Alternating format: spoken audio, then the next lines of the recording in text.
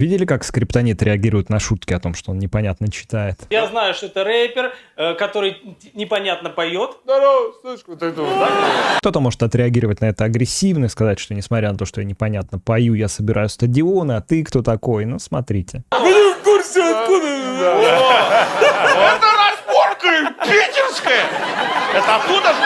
А он реагирует с большой долей самоиронии, и это вызывает симпатию. Когда мы можем посмеяться над собой, это дает сигнал другим. Я не защищаюсь, потому что я в порядке, я не требую от себя быть идеальным. Важный момент. Самоирония вызывает уважение, а вот ее отсутствие или наоборот переход к самоуничижению сигнализирует о неуверенности в себе.